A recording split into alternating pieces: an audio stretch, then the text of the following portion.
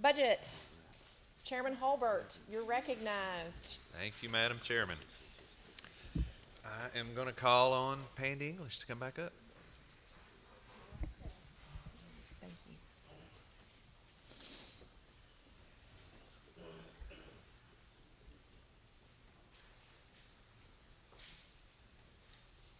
Before Pandy gets started, I will reiterate for those of you that weren't here yesterday, some of you that there are several budget expansions, but every one of them are to accept funds from other sources. So just wanted to make that clear before we got started. Go ahead. Thank you. Thank you. Thank you, Commission. This is the E521 budget expansion. I'm Pandy English I'm the Assistant Chief of Biodiversity. This is the funding that we get from the U.S. Fish and Wildlife Service, and we are requesting a budget expansion of $178,800. Again, these funds are 100% federal. They do require a match. However, the match is provided by the research institutions where this work is being done. And again, this work is to remove listed species or to prevent petition species or candidate species from becoming listed on the endangered species list. Some of the funds will be used to restore endangered or threatened species. And again, the goal of these funds is to prevent species from being listed as federally endangered or to delist or downlist federally endangered species. Thank you. Pandy. Madam Chairman, the Budget Committee approved, and I recommend approval of one budget item for the Biodiversity Division, the amount of $178,800. Excellent. There's a motion by the Finance Committee Chair, Budget Committee Chair. Is there a second? Second by Commissioner Gardner. Any discussion, members? Yes, sir. Commissioner Baker. Yes. On those 8 new listed crawfish that we just approved on the rule, Yes. how are we going to where are we going to propagate those 8 species that are there, that we can get them spread back out to get them back off the list? Where is part of this money going toward that, and what facility are we using, and how many people and stuff are we doing there? Part of this money is supports studying the pristine crayfish.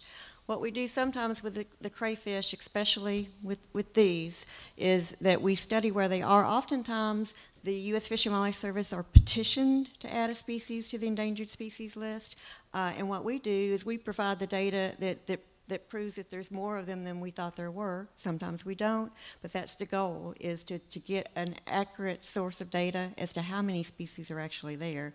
If we ever did start raising crayfish in that respect, it would be at our Cumberland River Aquatic Center where we do our non-game species propagation. And actually the money there was presented by David McKinney yesterday. But we plan to expand that facility, and we've got snapping turtles there and eel there, and so we could have crayfish there as well. So you're saying that this money is not going to be used to propagate, it's all just for studying? Some of it is used for propagation, especially for fish. So $60,000 of this money goes to the Conservation for Fisheries Institute, and that is their main job, is to propagate, restore, reintroduce rare species. So some of our fish species that, again, have either been listed or petitioned or candidate, they are being raised. We don't raise them ourselves, but we pay the experts to raise them for us and reintroduce them into streams.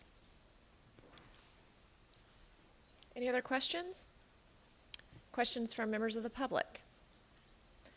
All those in favor of budget expansion E521, say aye. Aye. Opposed, no. You adopt. Thank you very much, Pandy. Thank you. And members, if you'll recall from yesterday, the Budget Committee handled division level issues together. As this is a full commission issue, members can feel free to use a less than technical term, bump one of these if we want to take it separately, but we'll do these in one vote per division. And so with that, I'd like to recognize Chairman Holbert and Chief McKinney.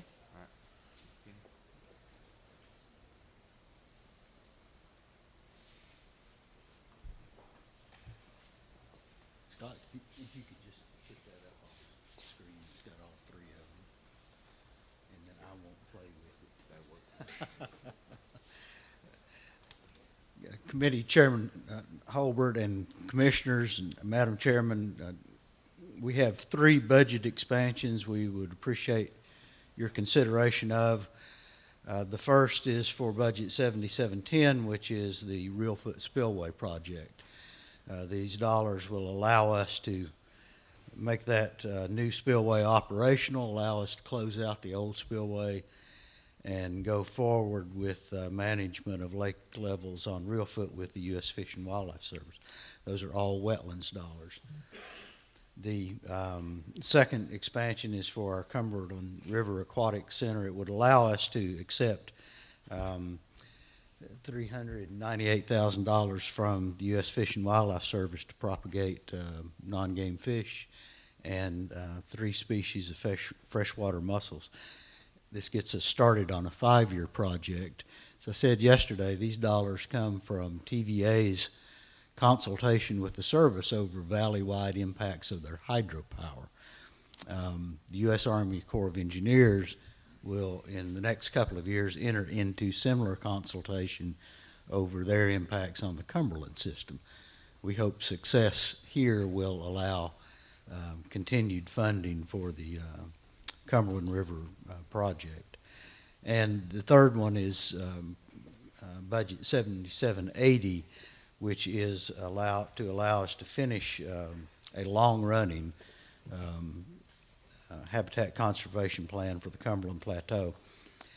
And these are all federal dollars.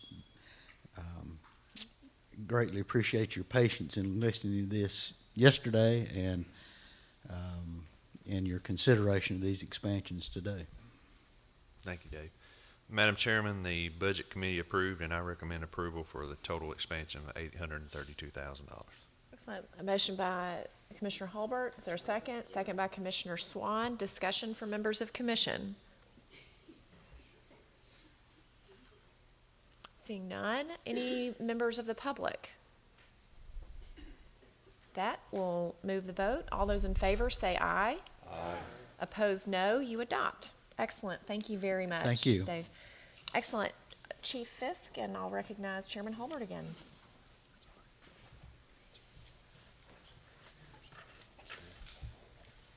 While I'm setting up here, I did want to make a correction. Commissioner Cox had asked about state dollars for Asian carp. We did have $19,000 in the grant to Paris Henry County. We did that a different way than normal. That's why I was remembering the normal way. So just want to correct that record. Thank you. Let's see.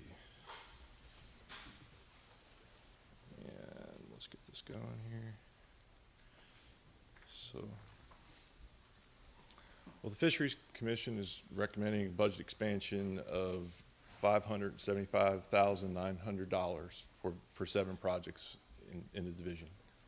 Do you need to see any details on that? I think it would be great. I Okay, realized great. we talked all the Sure. way through this yesterday, but Sure. Let me, And I very scooch much to the appreciate end that. here. Thank you. there's the final slide. I Thank you. won't hit you with the iterations, but Thank you know, again, we're receiving funding from TVA and Brookfield Renewable for our hatchery improvements.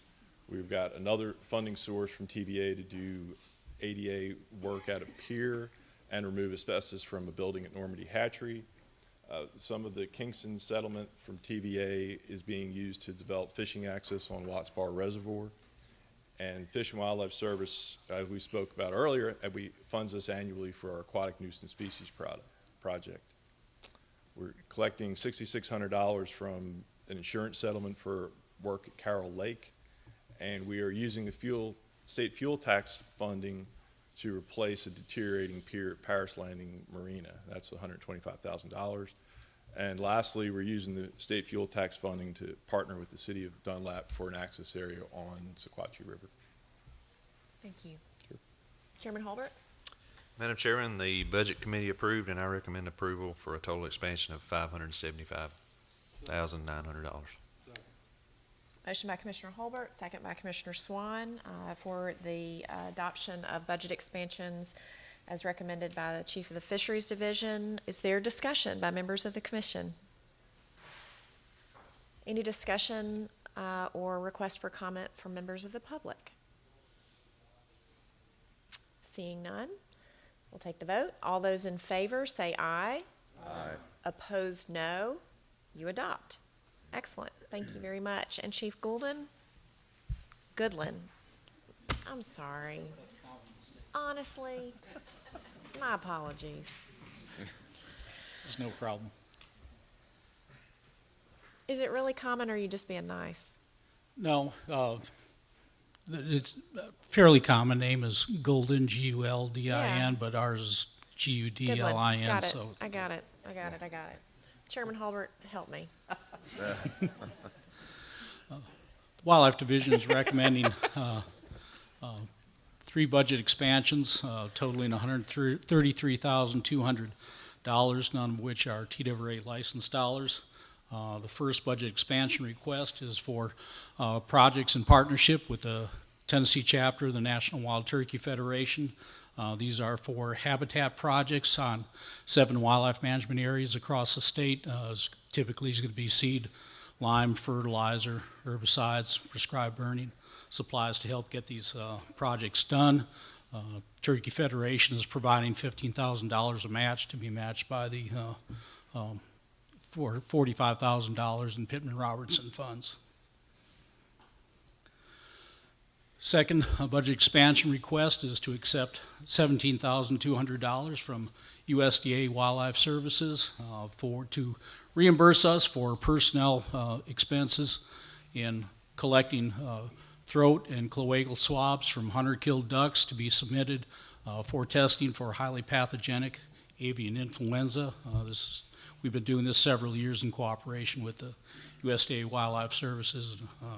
It's being done across the country. And the third budget expansion is to be to accept $56,000 from the U.S. Fish and Wildlife Service. These funds will be spent in cost share for private landowners on private lands habitat projects to benefit wildlife species of conservation concern. Madam Chairman, the Budget Committee approved, and I recommend passage of a total expansion of $133,000. Great. Motion by Chairman Holbert. Is there a second? Second by Commissioner Swan for the recommendations from the Wildlife and Forestry Division. Any discussion by members of commission? Members of the public? Any comment? Mr. Richardson, any comment?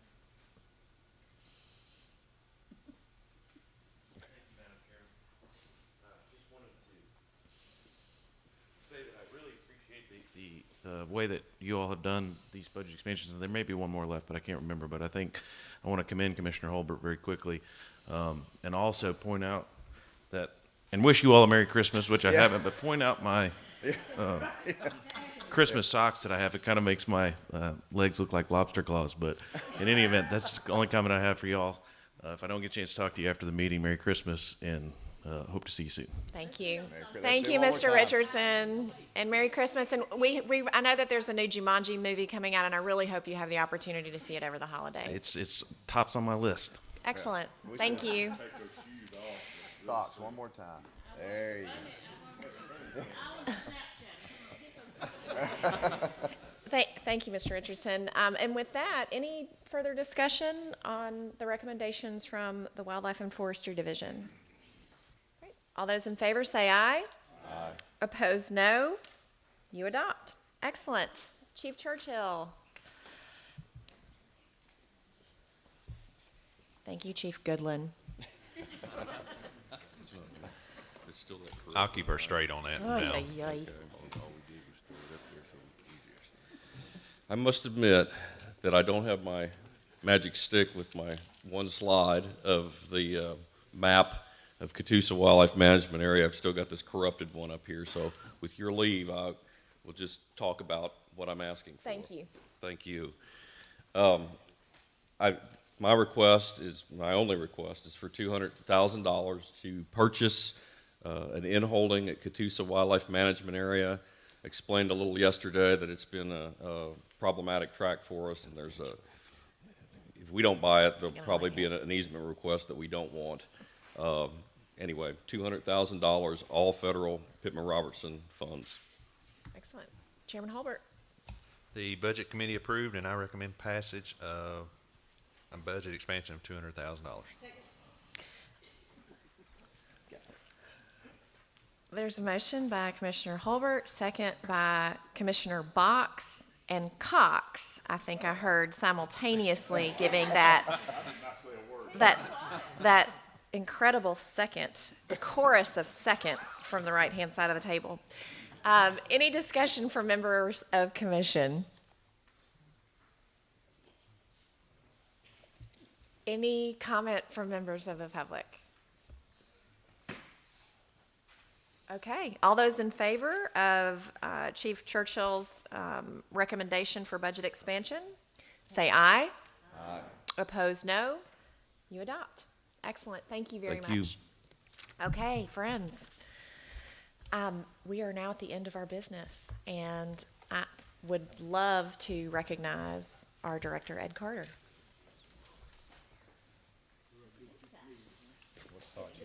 Madam Chairman, before you get out of committee, and this is a little bit out of order that we normally get budget requests, but I brought up a minute ago some state dollars to help with subsidizing the commercial fishermen. I guess, Frank, I want to put you on the spot and maybe just throw it out there. And there's been some conversation by some other commissioners on this end of the table. If the budget committee approved a budget expansion, not necessarily to direct you to spend it any other way except perhaps to subsidize or to figure, would that be an incentive for you to develop or move along more quickly than you having to come ask for the money? Yes, Commissioner Cox, it would help. I don't know how much, but the next step, as I said, would be to work with some kind of incentive program. So with it, we just don't have funds to tap for that. So that would be helpful. We were wondering where we might get those funds, so maybe I'll find out. Well, and contrary to what I usually do, I vote against spending money most of the time, but we've talked about Asian carp now for some long period of time, and we know the threat, and you're doing good work studying it, but we don't seem, to me, to be making any headway about reduction. And I know there hadn't been, and Madam Chairman, I know we hadn't discussed this a lot, but we don't have to spend the money, but I would like to kind of incentivize the program, and I'd like to make a motion to expand the budget for fisheries for $100,000 for them to develop some incentive program to get the commercial fishermen to catch more and maybe put a dent in these fish. And if it's successful, we might do some more. But we've got. I think you could argue that some of the fuel tax money might be used for that. Yes. And so that's my motion.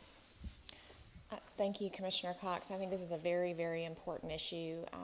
We do have a budget committee. We do have a fisheries division who has yet to make a specific request. And I know that from my limited knowledge, and you referenced this, Chief Fiss, during your comments earlier, Kentucky has had some really hard and expensive lessons that have not actually led to reduction or eradication of carp in these efforts. And so I might suggest, particularly given that we have a budget committee and Commissioner Cox is an active member of that committee, that we're meeting next month. Sure. That there's a concrete proposal with concrete numbers and a strategy for eradication that we can react to, because we are, I think, to a person dedicated to this effort, but it would be a highly uncommon thing for us to just pull numbers out of the air on something without a recommendation. And so I think we all share Commissioner Cox's, and so that is my request. We do have a motion. If there's a second, I'll hear it, but it seems like Commissioner Holbert's committee is the very appropriate place for us to be considering a budget expansion.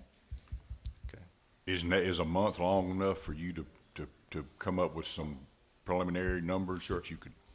That's great. Yes, I believe we can do a month's worth of work on that and bring it next month. I'll withdraw my motion.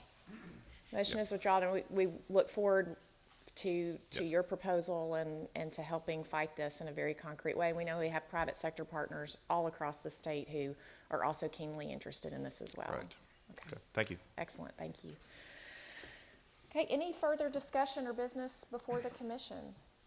That I want to recognize Director Carter. Thank you, Madam Chairman. Don't want to take a lot of your time, just want to run over three things that I thought, some of the questions that you had asked, we could kind of clarify a little bit. I'll start off by saying yesterday, I told you all I'm an alumni of the University of Tennessee, it's where I graduated from, and I talked about how great the University of Tennessee was. We were at University of Tennessee facility, but since part of my agency has reminded me they didn't actually graduate from UT, and some went to Vanderbilt, and some went to Tennessee Tech, and some went to Austin Peay. I totally recognize how valuable those other schools are, and welcome their opportunity to participate in our agency at any time. Just I was a little partial to orange and white. I just had to get that out. So. The other part is that we were thanking people a while ago for what they do for these commission meetings, that being Danette and Jennifer for all they do on putting the material together. Just wanted to mention Barbara Toon, who stays back and mans the office, is also a big part of that, and I just want to make sure that you knew she was there. There's also, as you know, when you come in, all the things you see in front of you here, all the setup of the table, the microphones and all those things. Jason Todd and Don, they do an incredible amount of work to put all this stuff together to make it flow. And all of our IT folks who come in and help with the PowerPoints and make it all work and all that. There's a lot of background going on. I just want to make sure that we recognize some of those people that were there. Then whatever region we're meeting in, they're going to provide the security. They're going to help with all the breaks and put all those things together. They're going to help coordinate transportation. So all of our regional people here, Dave Gabbard especially on the part that we did back here. And mentioned to you, Lance Ryder's always a part of that as well, but Lance has had some health problems. If you didn't know that, we can ask Darren to update us later, but I think he's doing much better. Is that, yep. Anyway, just wanted to get those things out to you. And then you asked a question about, Commissioner Cox did, about the native Tennessean license or native son license, whatever we want to call it. I just want you to know that my daughter-in-law, my son, and my granddaughter all took advantage of that over the Thanksgiving holidays, and we probably would not have done that if it weren't for this license, but the commission was going to look at that over a 2-year time period to see where we were. We do have some numbers, and we can either defer those to next month in the interest of time. I know some of y'all have a long drive, but we have some of those initial numbers we could share with you today if you want to talk about that, but I'll leave that at your discretion on what you want to do. But also, moving on just for a second, I think in your book you saw these licenses, and the IT folks got together and, along with our graphic folks over at I&E, and tried to come up with some different designs. These are the specialty licenses in the agency for like handicap licenses, the blind, and all those kind of things. Our special licenses, hard licenses. These are the looks that will be on those licenses, and that's what we settled on as a design, so that not only are they attractive to look at least in our mind, we think they're very nicely done and represent the people that they're supposed to be for. But from an enforcement standpoint, every one of them is different. You don't even have to look at anything to know what they are other than the picture. So just want to mention that to you. And then along with that, a new face in the audience who doesn't usually isn't here, Susie Spriggs. Susie, raise your hand, please, or stand up, or whichever. Susie is now the chief of our licensing division. I told you a couple months ago we're moving toward trying to create realign 3 different functions in the agency. We have done that. We've never had a licensing division before. Susie is heading that up. She has vast experience in that. And when Chris was talking with the county clerks the other day at a meeting downtown, and he mentioned her name, they all knew who Susie was, and that they were so glad that she was heading this up. So I just wanted to mention that to you as well. So glad Susie's along and with us. The 2 quick things I mentioned to you yesterday about being up in Washington, D.C., and some of the things that we did when meeting with Secretary Zinke. I think I mentioned to you his commitment to make as much public land available for hunting and fishing as possible. And you saw some of the things in the paper. It actually came out today. We're up there. He was realigning some lands, but he said I want to make sure that every national refuge in this country is evaluated to see whether or not it can be utilized for hunting and fishing, and if there's no reason that it's not open, we're going to open it. Well, then we went to meet with the U.S. Fish and Wildlife Service, the 25 top leadership in the U.S. Fish and Wildlife Service. They have appointed in each region, it's a brand new position called the Hunt Fish Chief, and that's their official title. And their sole duty is to look throughout every national refuge in that particular region, which in ours will be coming out of Atlanta. So look at all of our refuges, and they're going to see if there's any reason why some of them can't be opened that have been closed, and why they can't go forward with more access. And I thought that was a good thing. You might want to know that's actually going forward. As far as I know I'm an eclectic group of things here. None of them flow together, but these are little highlights. In terms of the Asian carp thing, Dave McKinney started a relationship with some folks in China several years ago now, 6-7 years ago probably, and he's made, I guess, 2 or 3 trips there, and they have been to see us 5 different times. And they look at our forestry programs, our wildlife programs, specifically on Asian carp and what they can do, because that's a highly prized species there. Well, Bobby Wilson and Frank and I are going to China the end of January to meet with the Chinese folks. They have offered to fund the travel and our expenses to go there, so there don't be expenses to the agency, to talk about some formal arrangement. I don't know what that's going to be yet, but they want to actually sign some kind of document, if that's acceptable to us and to you all, about trying to partnership more in these very ventures. So let you know more after January where that goes. Mentioned to you that the next meeting is Thursday and Friday, January the 18th and 19th in Nashville. And I know a lot of y'all put a lot of time and energy into being at this meeting, a lot of driving for some of you, 500 miles or so. So I just want to say thanks for the effort. We had every commissioner here for both days. I think it was a very good meeting overall. I appreciate the participation, and again, for all the staff time, for all the folks at Lone Oaks who have done so much to make this meeting a very good one. And as Chris said, I don't have any really flashy socks, but I'm probably talk to y'all again before Christmas or New Year's, but if not, from the whole staff, we want to wish you all a very Merry Christmas and a very Happy New Year and all that goes with that in terms of health and prosperity. So thank you again for all you do for all of us, and fighting the battles for us sometimes when we can't do that alone. So anyway, thanks for everything. Thank you very much, Director Carter. And if it works for you, in the January meeting, we'd love to get the numbers on Native Son and any other license reports y'all would want to give out. Would that be all right? Perfect. Excellent. Commissioner Holbert. Thank you, Madam Chairman. I just want to take a minute to publicly thank Jay Templeton for being here. Jay is a very important partner of ours in the Department of Ag.